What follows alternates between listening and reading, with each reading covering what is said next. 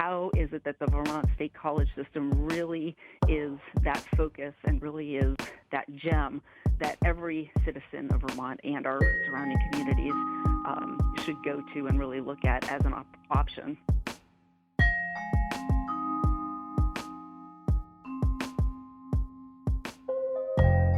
Hi there, it's WAMC News Director Ian Pickus, and on this episode of the WAMC News Podcast, we meet the new chancellor of the Vermont State Colleges system.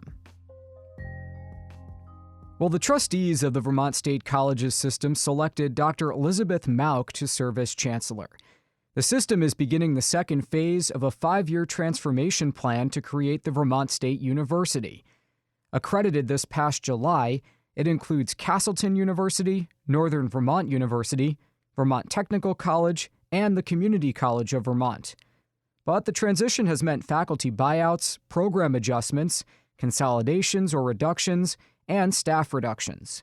Mauch, who has been president of Bethany College in Kansas, spoke with WAMC's North Country Bureau Chief Pat Bradley and says she's been following the Vermont State College's plans and challenges from afar. I have had my eye on Vermont and the Vermont State Colleges system for a while. I have watched this transformation, and so I have been just so interested in what's going on. I think it's fantastic right now that there has been so much support from the state for this system. I think it's really wonderful that we have an opportunity now in this second phase of the transformation to really look at all of the potential ways students can get degrees, starting from certificates up to master's degrees, and really just looking at how it is we can strategically place ourselves so that we can be the way that we get to a better Vermont. My understanding is your background includes creating a strategic plan and a campus master plan at Bethany College in Kansas. How will that background help you as you do move into phase 2 of the transformation of the Vermont State Colleges? Well, thank you. Thank you for that question as well.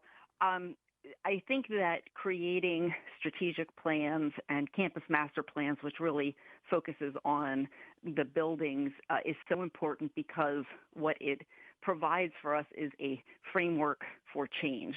It allows us to talk first as an entire system about what is important to us, what have we historically been, and then it gives us a way to move smaller groups of constituents, both internal and external, into really saying, okay, what will that look like in this next phase? How can we really best serve all of the citizens of Vermont and in our neighboring communities? And so what I have really enjoyed doing in strategic planning processes, how can we bring everyone together to get some of the best ideas so that as we're moving forward, we have programs, we have support systems, we can look at financial aid systems that are important to our students moving forward, but that are grounded in why we were put here in the first place. And I think that my experience with that, especially in a rural setting, will be very important as we move into this next phase of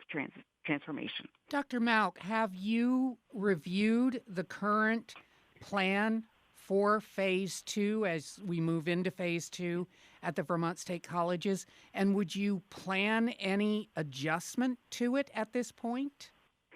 Certainly. I certainly have, given it a cursory glance. I haven't had time yet to get into some of the details, but the way I am looking at this is I see this next phase where we really need to be focused on 3 areas. So the first area is clearly the budget and some of the budget transformations we have to make that have been mandated by the legislature, and I'm excited to do those. And I know a lot of those plans are already in place, but obviously as you look through things, you have to adjust as you go.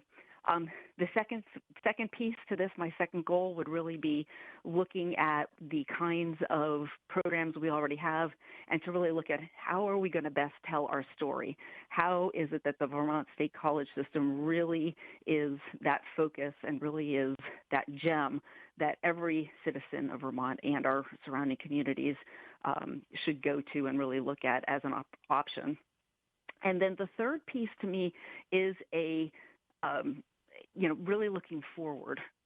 As I mentioned, what are some of the degrees and opportunities of the future? How can we ensure that we continue to serve the citizens of Vermont and our surrounding communities so that they have the best opportunities for meaningful jobs and meaningful careers and meaningful lives as they move through our system?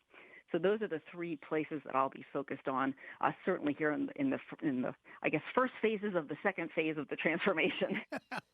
When you take a look at all of the things that have been going on, I mean, the Vermont State Colleges, and the creation of the Vermont State University system, how do you approach addressing the financial challenges that the college system is facing at this point?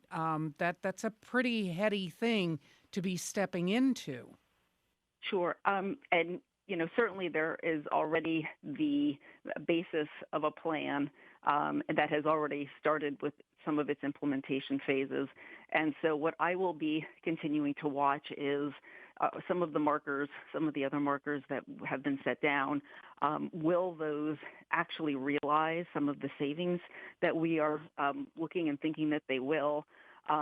We'll be looking to see, do some of these pieces make sense? Again, as you're doing any kind of transformation, you've always got to be looking at what are the different pieces and how are they going to fit together. So I will be looking for that. It is a big, heavy lift. However, I think some of that great work that occurred in the first phase of the transformation really has set us up well to continue to look at these things in a very mindful way, which I think is the most important part. Yes, this is a big thing we have to do, but the fact that we have a plan through it means that we can go through and actually realize some of these savings that we know we need to realize, but at the same time, educating all students in a way that really gives them the chances to have those meaningful lives. Dr. Mauch, you mentioned that you've been watching the transformation to the Vermont University system, the Vermont State Colleges system, for a while now. So you probably are familiar with a situation where the initial chancellor had proposed creating a virtual library and eliminating the physical library, and then also cutting back on sports programs, which was a very controversial plan. Would you plan cutbacks or personnel changes or other types of major changes to deal with the budget challenges, or is it too early right now? I mean, you don't start until January 1st. Is it too early to, say, yes, I would cut back here, or I would think about personnel changes? Sure, probably a little too early. I do want to get in and look at everything. There are a number of different pieces that we are all looking at in the transformation that certainly came out as recommendations from that first transformation phase. And I will certainly be looking at all of that and seeing, again, how we can make cuts that make sense for the students of today and that won't harm our students in the process. So at this point, I will just continue to look and see what is occurring, how we're doing that, and then how do those changes as we're making them really, how are they impacted from other changes? And so we'll have to continue to look at that. You also mentioned that you'd be looking at degrees and opportunities for the future for students. What types of things are those? What I have always really enjoyed doing is working with the constituents to ascertain what are those next degrees. So the most exciting thing to me about this system right now is that a student can enter and start by working on a certificate program and then come in and out of the system and eventually get a master's degree, if that makes sense. And so using that basic structure, I would be looking to see what are some of the degrees that our business constituents are looking at, our elected officials may be looking at some things, really getting back to the K-12 system to see what are some of the pieces that those students need to understand as they're getting into the system. So I would just be really so excited to work with all of the various constituents, and again, both on and off campus.